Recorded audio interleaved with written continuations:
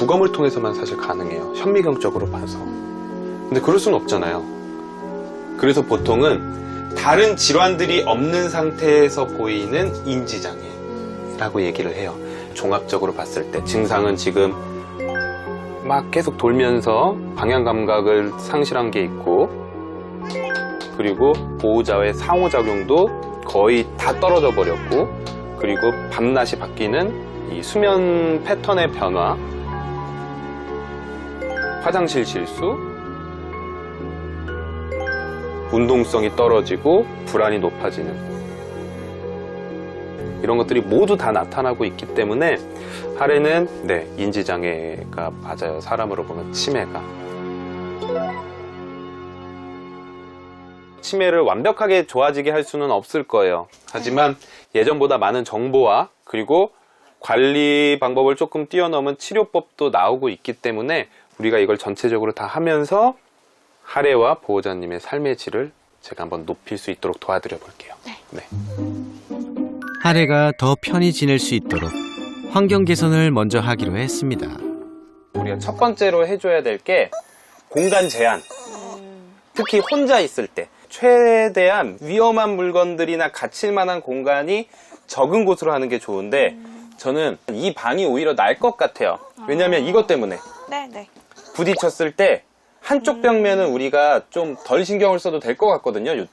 그래서 이 혼자 있을 때는 저기까지 못 가게 하고 여기를 아예 공간을 제한해 버리는 거를 해야 될 것 같아요. 첫 번째로 공간 제한입니다. 우리가 많은 보호자분들이 공간 제한을 하면 막 가슴 아파하세요. 근데 오히려 인지장애가 있는 아이들은 공간이 넓어질수록 스트레스를 받는 거예요. 그리고 가장 중요한 건 안전이거든요. 그리고 스트레스를 덜 받게 해주는 거. 오히려 이런데 갇혔을 때 더 스트레스를 받을 수 있기 때문에 우리가 공간 제한을 해줄 거예요. 보호자가 돌봐줄 수 없을 땐 오히려 공간을 제한하는 것이 좋다는데요.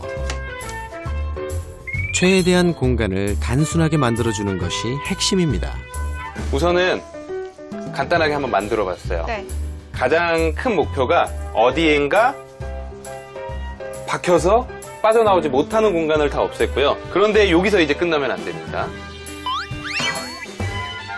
우선 다리가 좀 안 좋은 아이고 보시면 무릎이 흔들리는 모습이 보일 거고, 저희 이렇게 보면은 아주 미끄럽지는 않지만 그래도 하레한테는 미끄러워요. 그래서 여기를 조금 미끄럽지 않게, 바닥도 한번 미끄러지지 않게 한번 해볼 거예요. 그리고 다리가 안 좋은 하레를 위해 제한한 공간에 매트도 깔아줍니다. 그리고 또 하나 뭐가 필요할까요? 물. 그렇죠, 물그릇. 바닥에 있는 물그릇은 발이 들어가거나 얼굴이 들어가거나 거기다가 껴서 코를 박고 있다가 뭐 익사를 한다거나 이런 안 좋은 일들이 벌어질 수 있기 때문에, 그래서 저런 걸로 하신 것 같은데 저건 또 물을 먹고 싶을 때 못 먹을 것 같아요. 배고픈 건 괜찮은데 목마른 건 엄청난 스트레스거든요. 그래서 물그릇을 한번 바꿔볼 거예요. 일반적으로 바닥에 두고 사용하는 물그릇은 자칫 코를 박고 못 나오는 경우가 있어 하레가 사용하기엔 위험하다는데요. 지금 하레가 쓰는 물그릇은 그럴 위험은 없지만 물을 마시기엔 불편한 구조랍니다. 그럼 어떻게 해야 할까요? 이런 걸 준비했어요. 근데 되게 소형견과 어울리지 않는 되게 투박한 물그릇이죠. 근데 그 이유가 있어요. 여기에 물을 가득 채워서 무겁게 만들 거예요. 쳐도 안 쓰러지게. 그리고 높이가 되게 중요해요. 지금 이 상태면 하레 여기에 발 넣어요. 그래서 이걸 조금 높일 거거든요. 혹시 뭔가 밑에 받쳐줄 만한 거 없을까요? 조금 무거운 거. 여기. 괜찮아요. A4 용지로 딱 좋을 것 같아요. 이게 지금 보면 하레의 발과 얼굴이 빠지지 않도록 물그릇의 높이를 맞춰주고 물을 절반 이상 채워 넘어지지 않도록 무겁게 만들어줍니다. 전 이 정도면 괜찮을 것 같아요. 빠지거나 하진 않을 것 같고, 자기가 몇 번만 맛을 볼 수 있으면은 물그릇은 이 정도면은 자기가 먹고 싶을 때 먹을 것 같아요. 지금도 예전 같았으면은 여기 담갔죠. 발 담갔죠. 우선은 하레도 적응하는데 시간이 좀 걸릴 거예요. 그래서 이렇게 해놓고 한 1, 2주를 한번 볼게요. 이제 환경 관리를 했으니까 제가 약을 하나 처방해 드릴 거예요. 근데 사실 저는 되게 안타까웠던 게 저희 슈나가 치매에 걸렸을 때는 이게 효과가 있든 없든 뭐라도 지푸라기라도 잡고 싶은데 조금이라도 덜 나빠지게 하고 아니면 좀 좋아지게 하는 약이 있으면 좋을 텐데 라고 생각을 정말 많이 했었는데 지금은 그런 약이 있어요. 그래서 우리가 이 환경관리는 결국에는 안전하게 해주기 위한 거고 스트레스를 조금 덜 받게 하기 위한 거고 더 이상 진행을 늦추거나 아니면 조금 더 좋아지게 하는 약을 처방해 드릴 테니까 우리가 약도 꾸준히 먹으면서 혹시라도 좋아지는지 한번 확인을 해볼게요. 네. 환경관리와 함께 약물 처방도 해보기로 합니다. 이 약인데요. 하루에 한번 먹여볼게요. 네.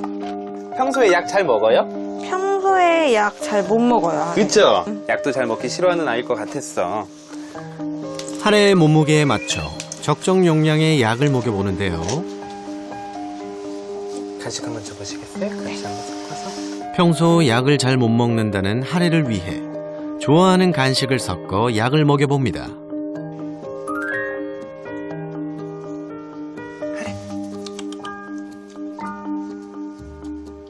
어휴, 잘 먹었어. 이야, 하루 약 잘 먹는데요?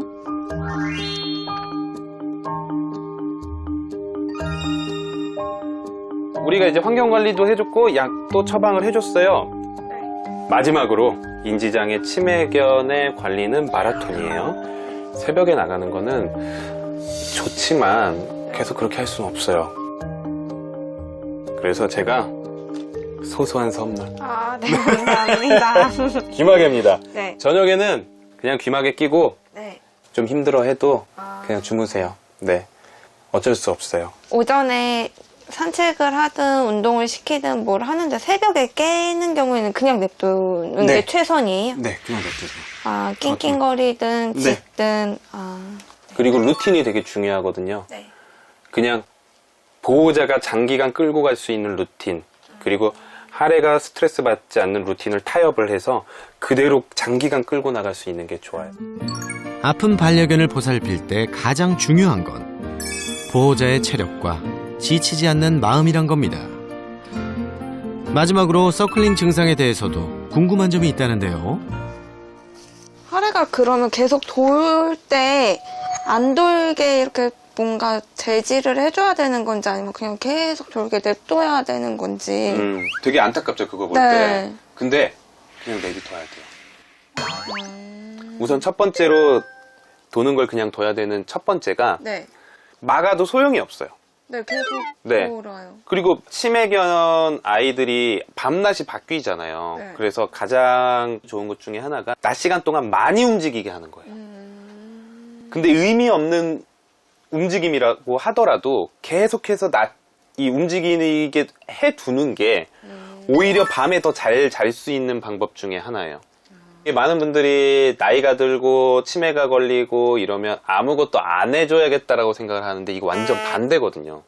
강아지들 인지장애, 치매 있는 친구들도 할 수 있다면 뭔가 많이 해줘야 돼요. 하루와 더 오래 행복하게 지내려면 밤엔 마음이 아프더라도 조금은 단호해지고 오히려 낮에 최대한 많은 활동을 시켜주는 것이 좋답니다. 아유, 또 딱. 그리고 아진에도 찾았는데요. 아이고, 안타까워라. 이게 항상 오면 딱 이런 모습들이 보여서 되게 안타까운데 그래도 잘 해놓으셨네요. 네, 지금 우선 딱 들어왔을 때의 모습은 이 공간을 되게 잘 해놨다라는 느낌이 들고 한번 저도 한번 아지도 한번 만나보고 간단히 아지의 상태를 살펴보는 설쌤. 17살 아이가 17살 아이가 어떻게 이렇게 심음이 좋아요? 맞아, 그때 검진했을 때도 심장 되게 건강하다고 막 놀라시더라고요. 와, 네, 17살짜리 아이가 어떻게 이렇게 심음이 좋을까? 17 노견이지만 큰 병치레 한 번 없이 건강했다는 아지. 다만 눈 수술을 했답니다. 눈 수술은 언제 했었어요? 2018년에 4월 달에 한 번 하고 한 3개월 정도 있다가 나머지 한쪽도 안 좋아져서 수술했었거든요. 3년 넘었구나. 네. 그때부터 조금 안 좋아졌다라는 느낌이 있었어요? 치매 증상도 좀 있었다라는 느낌이 있었어요? 아니요, 그때는 그런 게 전혀 없었는데 네. 좀 이게